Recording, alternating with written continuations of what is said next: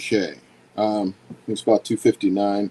I'm gonna go ahead and get started. So, call messages. Let's see what that does. All right. Messages here. Sideways. Okay. This is called Puzzles for the Win. This is I wanted to show you a way to use different types of puzzles in the classroom so that you can get other things from the students. And what I found is that using a mix of puzzles is a very good way to get the students kind of active and involved. It also helps get them excited about things. And then the part that I really enjoy is they can be very frustrating. And I think it's important that we teach our students how to handle frustration, how to try and see that something is not what they think it will be, and to keep going and to come back again. So the presentation itself is very simple. I think we all know what the different puzzles are, and I'll share with you my links to my favorite puzzle sites, and then I'll go over the one that is the most frustrating, because that's the one that is kind of the most fun for me, but it does teach some thinking. So why should our students use puzzle? Well, you can use it to introduce concepts. You can use it to reinforce vocabulary and concepts, depending on how you put the puzzle together. The online tools that we have make it very easy to create different types of puzzles. Good way of increasing team engagement. I don't know about you. I don't like doing group work, me personally, to set up students in groups. I just, I don't know. I'm just not that person. I think because I don't like working in groups that much. But one thing about puzzles is it does increase teamwork and engagement, and you have spontaneous groups as people try to figure out what's the answer to a puzzle question. And you'll have students who ordinarily wouldn't talk to somebody that's more advanced than they are, or have better language skills. You'll find that they will work together because we each have different skills. And I have the puzzles ranked in order of complexity so that you can see how they can be used, or you can use all of them at once. I'm sorry, I forgot to introduce myself. My name's Ennis Howard. I'm a ESL reading teacher at Garland High School. Um, The other thing that is really good about puzzles is you get rapid gratification. When you solve the puzzle, you know you've done it, you know you've got it right. If you are off somewhere and you have missed something, then you can see in the spot where you missed it, and a lot of times you can see why. Working through the different types of puzzles, it encourages systematic thinking.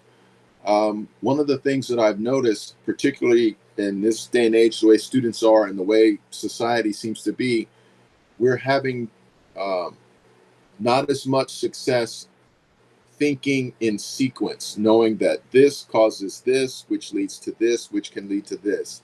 And so students either guess and try to get it all right the first time, or they jump around. So it increases systematic thinking. Puzzles are a good way to get students to focus on attention and detail, to watch. They're novel, they're fun. I mentioned earlier about frustration. I think it's very important that our students get frustrated, and learn how to take that frustration and work around it.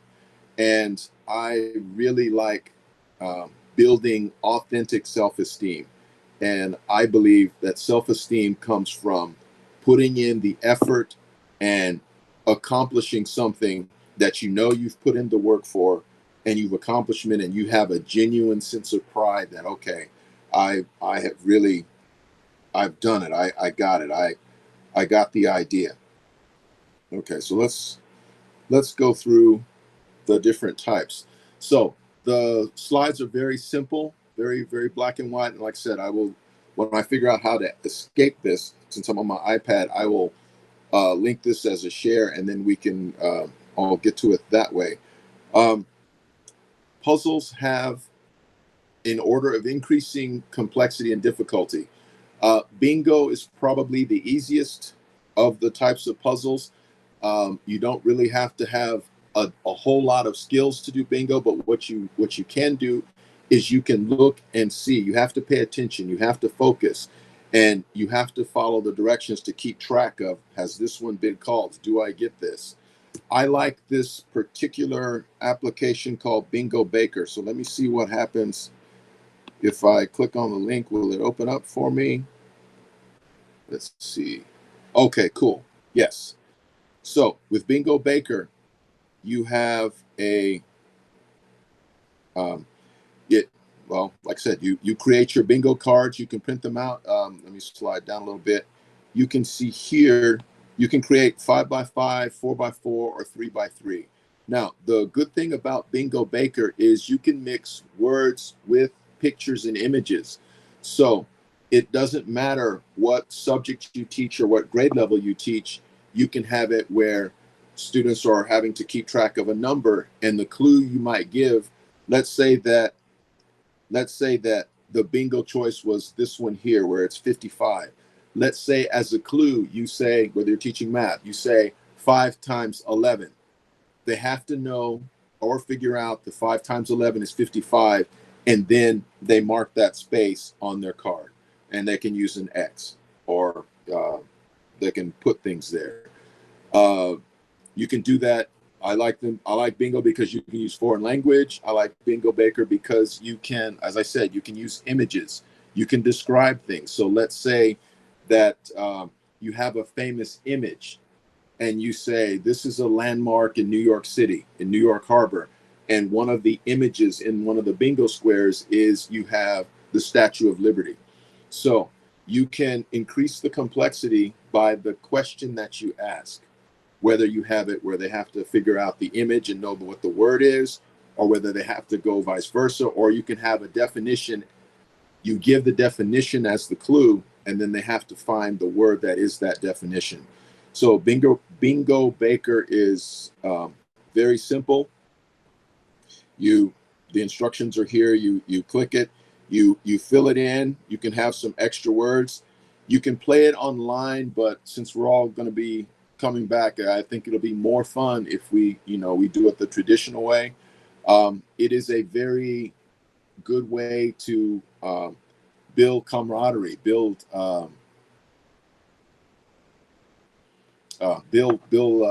looking for the word. I don't want to say partnerships. That's not the right word. To bring people together. So let's say your first days of school activity is getting to know you, and you have bingo cards for, let's say, your class, and you have many of your students in the bingo card. And so you'll have some clue that is related to that student where they have to find their own name, or they have to find their group name. So Bingo Baker is one of the really cool tools that you can use.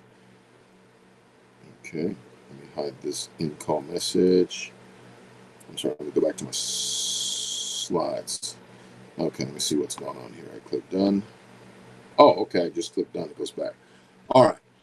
So now, for the next series of puzzles, you can do them all in one particular place. There are other places that do word search and word finds, or you can look at them. So the one I like is Puzzle Maker from Discovery Education. So let me click that. Let's go there. Come on. There we go. So this one is a very easy site. Puzzle Maker, Bingo Baker. You can do the free option. I don't remember off the top of my head how much it costs to get like a lifetime membership. Might be $6 or something like that. I know it's very inexpensive. Now, from this place right here, you can do word search puzzles where we know how to do this. You can go forward, backwards, or diagonal. You can do what they call crisscross puzzles, which are the same as crossword puzzles. And then this other, excuse me, this other type of puzzle is called a double puzzle. And what makes, they go up in complexity. Word search puzzles are easy. They're fun for students that maybe don't read well or are shy. They get a chance to really practice looking closely to find the words. I find that word search puzzles really get students to help each other. They talk to each other. Like, I can't find this one, and then someone will show them, even if they don't want to speak, even if they don't want to talk about it, they'll share and show where they found a particular word. The next step up in complexity from word search puzzles are the crisscross puzzles. Now, or crossword puzzles. What you will discover if you haven't used them in class before is that you really have to reinforce how to look at the clues, whether it's up and down, across, going left to right, or vertically. Students, it also is helpful if they mark out the clues or answers as they have answered them. So let me crack this open so you can see just a quick example of how easy it is. So we'll say workshop. You enter your words or clues. You enter the word followed by a space and the clue for that word. So let's say I said blue, space, color of the sky.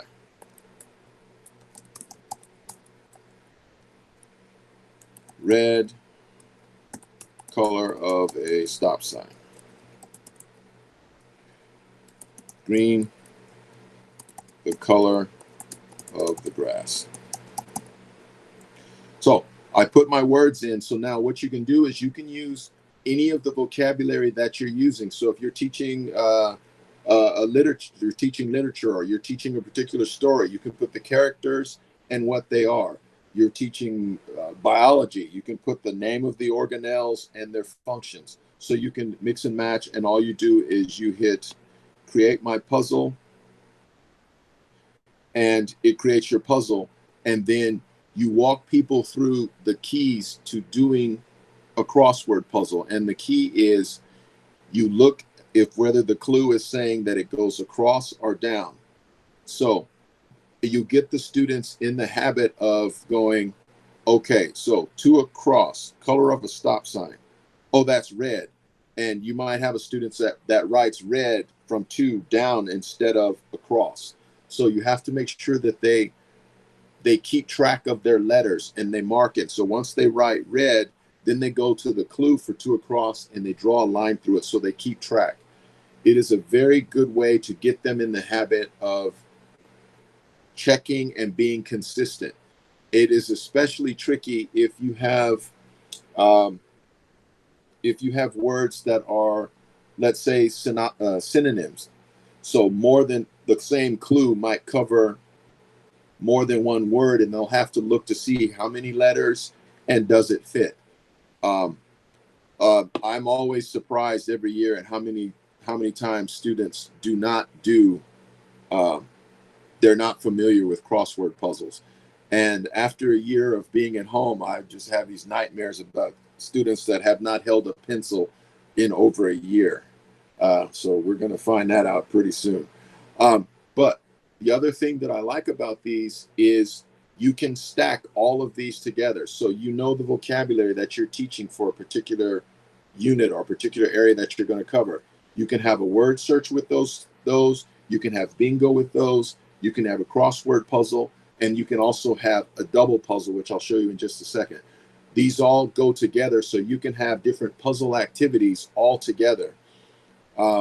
These are very lesson plan friendly for the subs, because a lot of times students may not particularly like a particular type of puzzle, but I usually find that they will like one more than the other, and it builds community. So students usually will stay on task and talk to somebody else about what the clue might be. Does anyone have any questions or anything? I don't know how I'm doing. Am I going too fast? Is everything okay? So no questions so far, but I'm sorry? Said no one's posted in the chat yet. Okay. No one posted a question in the chat. Okay. Okay. Thank you. Just soaking it in. Thanks. Okay. It's scary. Oh, yeah. Not holding a pencil for a year. Yeah. Yeah. Okay. So I really like double puzzles. Now, some students are just going to be agitated at a double puzzle. It's just going to bother them, and that's okay. I like that frustration. Okay, so a double puzzle, you have the words get jumbled up, and they'll have to be able to look at the word and figure out what that jumbled up word is and spell it correctly, and then they'll have to fill in their clue. So let me just say, let me just give you a really simple example. So let's say that this one is parts of a face. That's what you were talking about. Parts of the face. So now you enter your puzzle words. So I would have nose, ear, mouth, eyes, eyebrows, eyelashes, cheeks, lips. Do I do mouth? I don't think so. Mouth. Okay. So now I have those. I have those as my words that I want them to know. I want them to know how to spell it, or maybe I want them to know the concept. And they have seen these words before in your other classroom activities, either in your notes or something that you've already been doing or been working with. Maybe they've looked for these words in a word search. Word searches are really easy because students are like, oh, it's a quick way to make a good grade. And you don't really care if they get help. You can make races and things where they have to compete. Which team, which group gets it first. Now, you go here.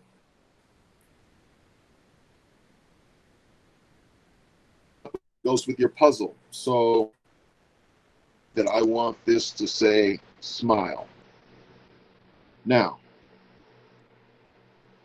I can use numbered. I always use numbered because it's easy for them to see the numbers where they want to go. And when you click create my puzzle, it looks like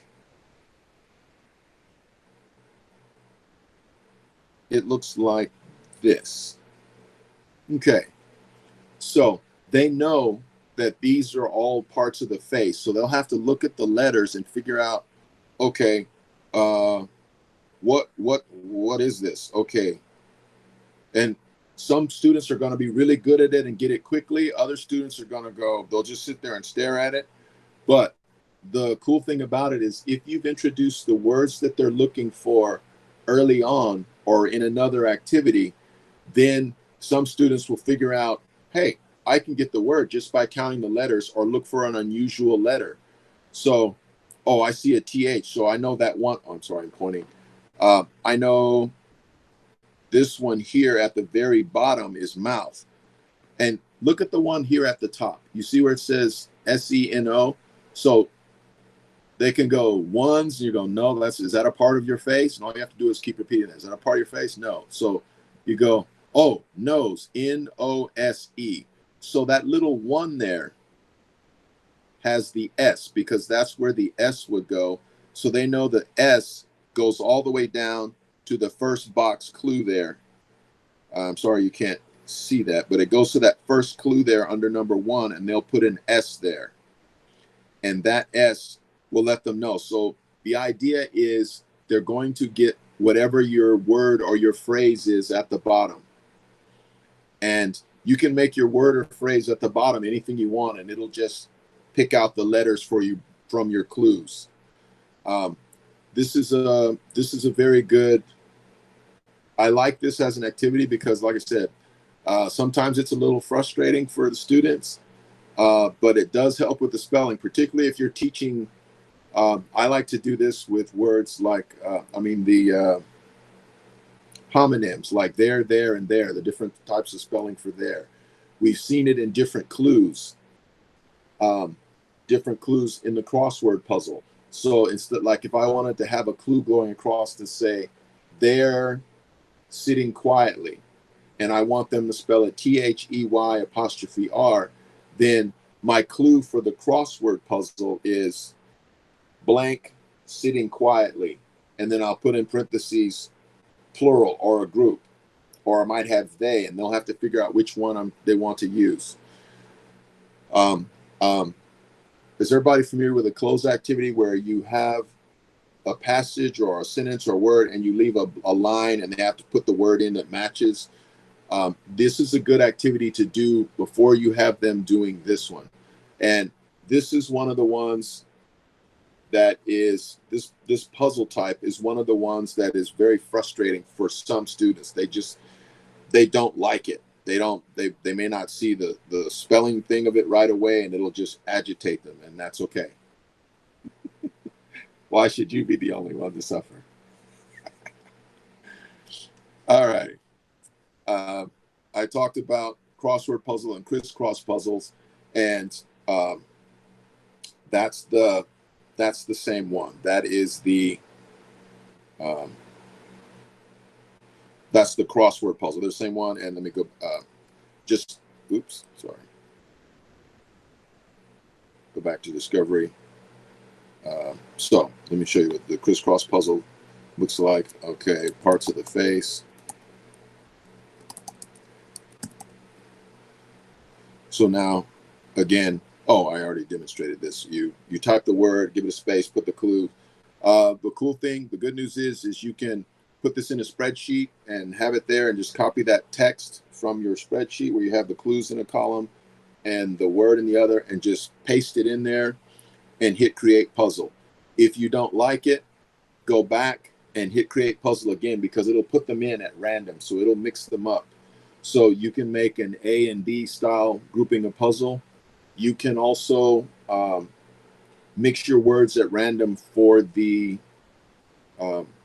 for bingo baker, so that everybody's bingo card is going to be different. But that is a very good way to mix and match them, and you'll discover with your class what they like. Do they like all the words, or do they like the pictures?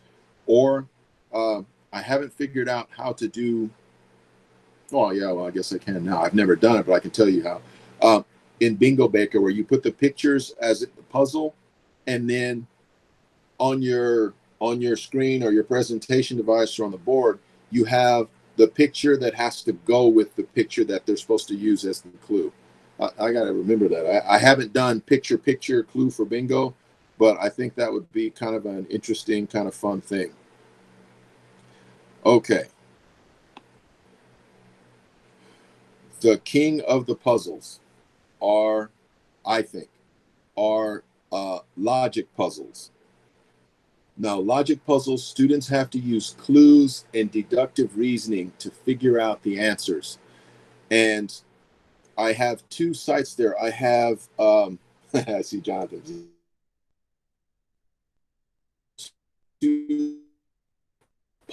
Puzzle Baron and Squiggly's Playhouse.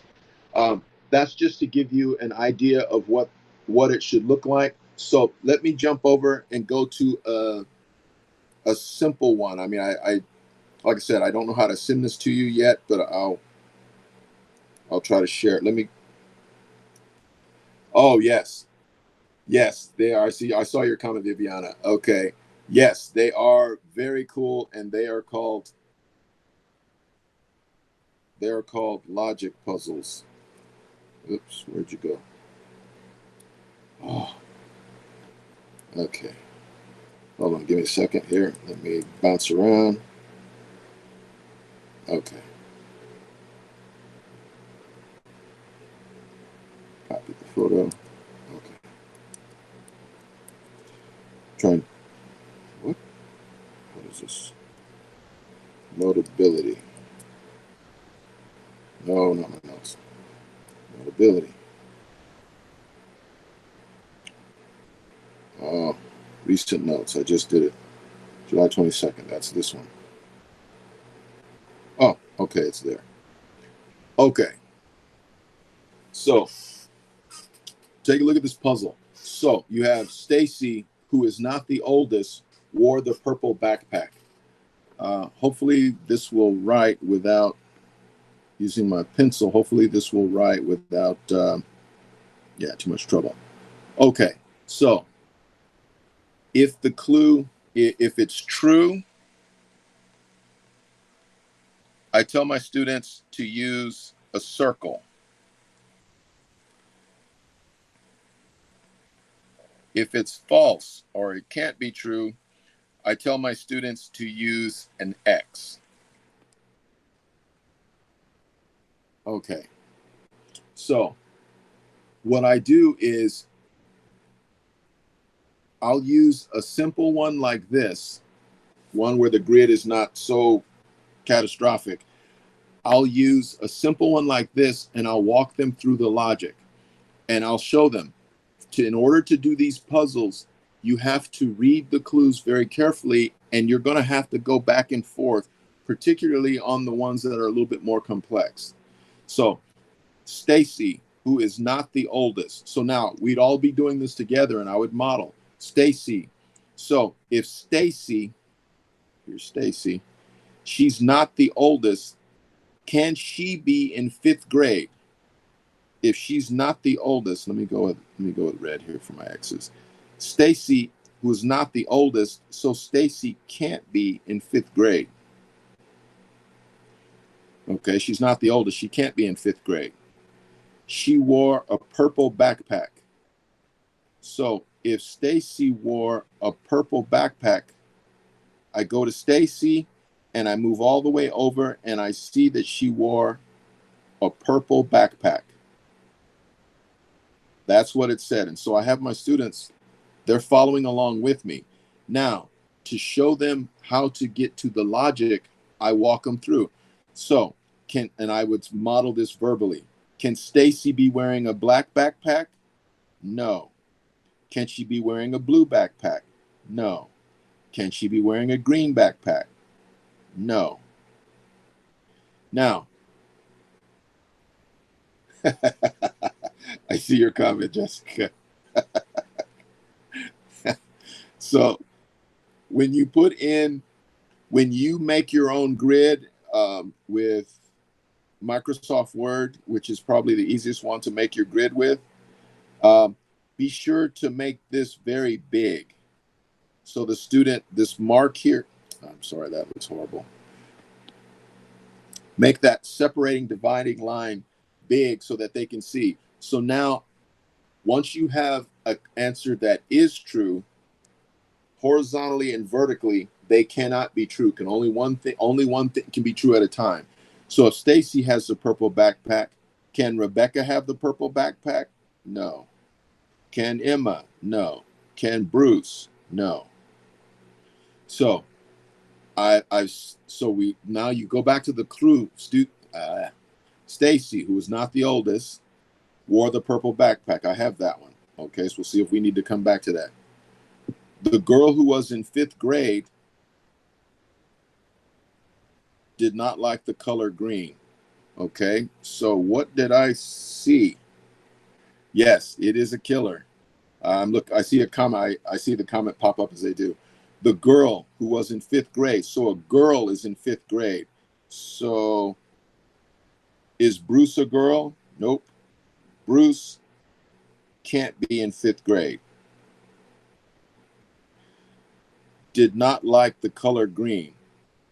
So a girl in 5th grade does not like the color green. So I look here and I see 5th grade does not like green. So 5th grade cannot be green. And this is the part that's kind of frustrating for the students, is they have to look in both directions. And you're modeling how you talk them through it. Okay. Let me block something out. Let me go with this purplish color. This part right here ordinarily would be blackened out. There's no, you don't have matching colors. So all this will be blackened in. So that won't be there. All right. Rebecca is 3 years older than the girl in kindergarten and did not wear the black backpack. Okay. So there's a lot of information there. So Rebecca is 3 years older. So can Rebecca be in kindergarten? No, she's older. Can Rebecca be in 3rd grade? She can't be in 3rd grade because there's only one lower than that. Rebecca can't be in 3rd grade. Rebecca can be in 4th or 5th grade. So let's see. Older than the girl in kindergarten. So yes. Okay, so it's a girl in kindergarten. So we know Bruce can't be in kindergarten because he's a boy. Rebecca did not wear the black backpack. So Rebecca and that black backpack, Rebecca cannot be wearing the black backpack. So this is very challenging for students because they have to go step by step. This is not something where they can just go really quickly and guess and fill it in and see like I got it. They have to have a reason for every mark that they put on the paper. So let's see if we got all the clues. Rebecca is 3 years older. So Rebecca can't be in kindergarten or 3rd grade. She didn't wear a black backpack. Okay, I got Rebecca. Okay. Rebecca is in 3rd grade? Yeah, because I think they skipped grades 1 and 2 in the puzzle. Okay. Okay, so I'm gonna erase this thing. All right, so oops. Okay. So we know that Rebecca is not in kindergarten, so we'll see if that matters in the clues. The child that is going into grade 4 did not wear the backpack that was a primary color. So what are the primary colors? Well, I mean, they would have to know that it's red, blue, and yellow. Yeah, red, blue, and yellow. So the primary colors are red, blue, and yellow. Because we know red and yellow make green, red and blue make purple, red and yellow make orange, or blue and yellow make green, red and yellow make orange, blue and red make purple. Okay, so this is a really tough wording, unlike Emma. So Emma is wearing a primary color, and the only primary color here is blue. So that means Emma is blue. Because it says, unlike Emma, who wore the primary color, Emma is blue. So if I go back to my marking, Emma is wearing blue. So if Emma is wearing blue, then that means Bruce can't be wearing blue, and Rebecca can't be wearing blue, Emma can't be wearing black, and Emma can't be wearing green. So now, you see, okay, so let me keep going with the clues. The child is going into 4th grade. So Emma can't be going to 4th grade. Emma can't be going to 4th grade. So I still read yet. Emma can't be going to 4th grade. Okay, so what do we know? We look to see where there's a process of elimination here, where there's no other choice. Bruce had to be wearing black. So I go to Bruce. Bruce had to be wearing black. So that means Bruce cannot be wearing green. And that means Rebecca had to be wearing green.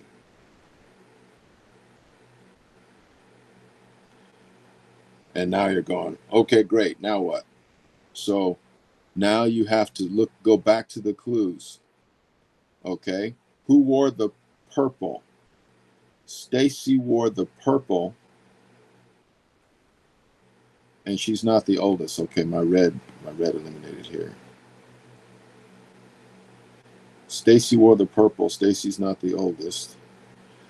The girl who was in grade 5 did not like green. Rebecca can't be in grade 5 because Rebecca likes green. Boom. Now you see through that elimination, Emma has to be in 5th grade. So now I got Emma in 5th grade, and still using the same wording. That means Emma cannot be in kindergarten and she can't be in 3rd grade. Now We see Stacy. Stacy has to be in kindergarten. If Stacy's in kindergarten, then that means she can't be in 3rd grade and she can't be in 4th grade.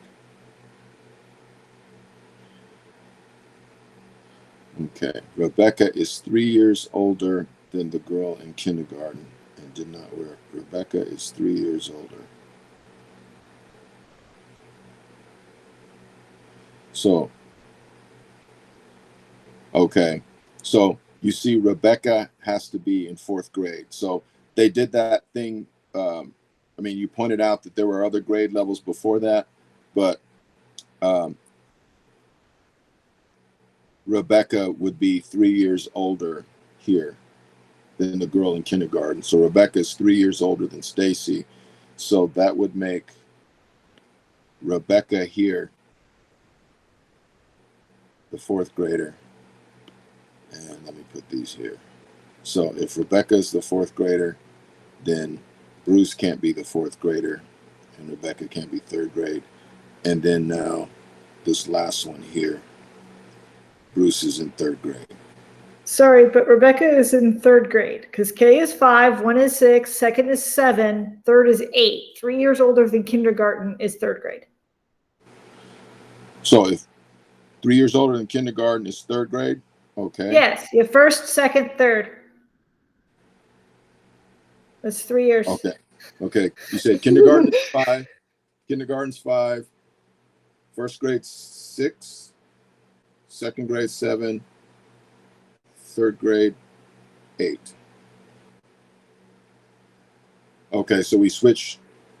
So we're switching Rebecca and Bruce. That's what you're saying? Yes. Okay.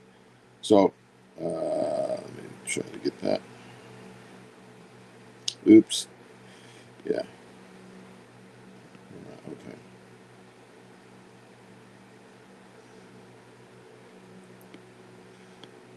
Let's go here and here and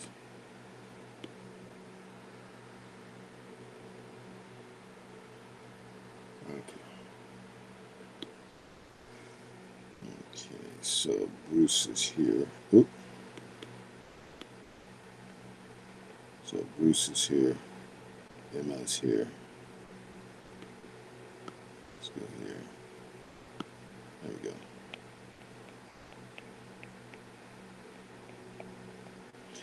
And now with this one, you can go back and go, okay, Bruce is in 4th grade, so black, so the 4th grader is the 4th grader is in black. You can do this in 2 directions. So 4th grade is black, so you can fill that out here. The 5th grader is blue. The 3rd grader is green. And the kindergartner is purple. And then they can go through and then do the reds for the logic here.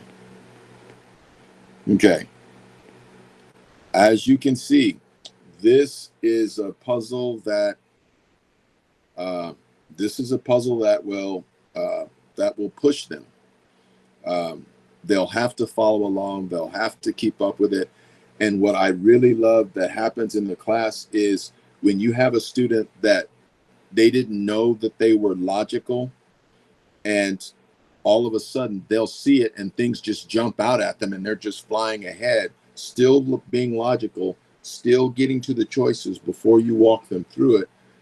That gives them an immense sense of pride because they may not have had a way of discovering that in the classroom for themselves, because they might not have had an activity like this that opened that up for them.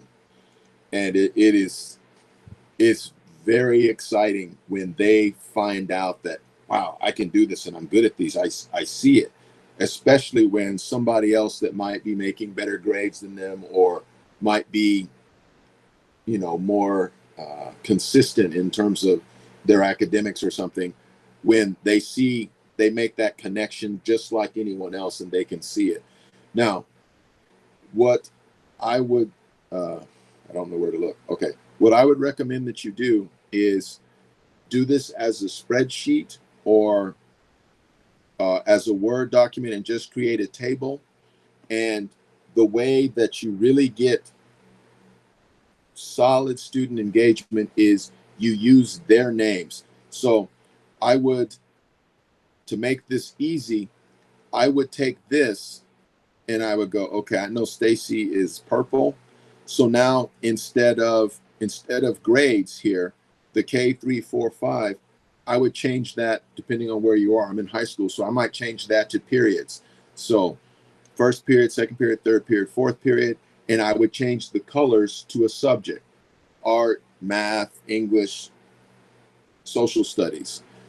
And now all you would have to, you know what the answer would be, and you know how the puzzle would have to look. Now all you do is you change the clue. So the first one would be Stacy, who was not in fourth period, went to, let's say, purple equals math. And so let me write it so you can see what I'm talking about. So if I said,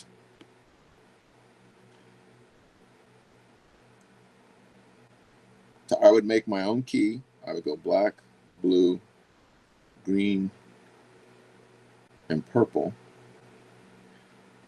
And I would go like this and just do the same puzzle. Purple equals math. Green equals science. Blue equals English. And black equals art.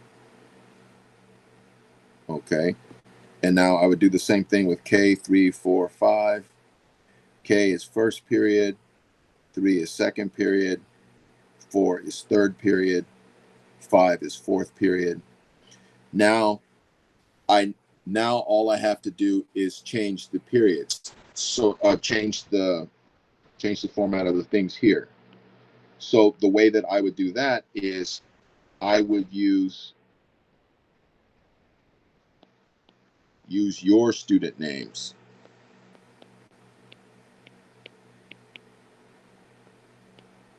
Sorry if my handwriting is crappy.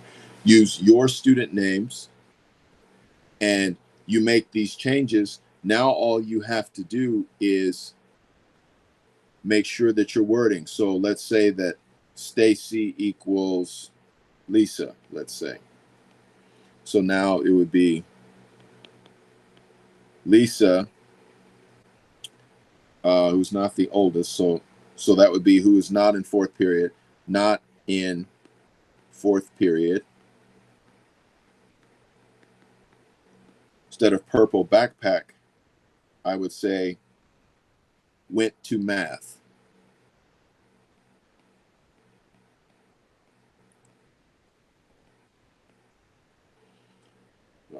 So now you can see, you take a simple puzzle that you solve, that you know the answer to, you make the changes, you recreate the grid, and you just change the names. And now you have a logic puzzle that you can use. If you really want to truly be evil, you can use the vocabulary of the words that you're studying right now. So you might say that Lisa, who did not like noses, we're using a simple example, or some other student, whatever your topic is, you can use those in the logic puzzle. And one of the things that I found is, one of the things that is compelling for people to read is mail that doesn't belong to them, or something where they see their name and some writing about them. That will get them to focus. Okay. All right. So I see we are about out of time. Let me back up here. I'm sorry. On my iPad, I don't know how to, there's no escape key on my keyboard that goes with my iPad here. So I don't know how to exit the thing, because I would like to post this, to post both the puzzle and the PowerPoint. So Let me see what happens if I go like this. Are there any, while I'm, okay. Okay, thank you, Cody. I'm looking at this. Okay. Okay, I was looking at the comments. Okay, are there any questions or comments for me? Let me try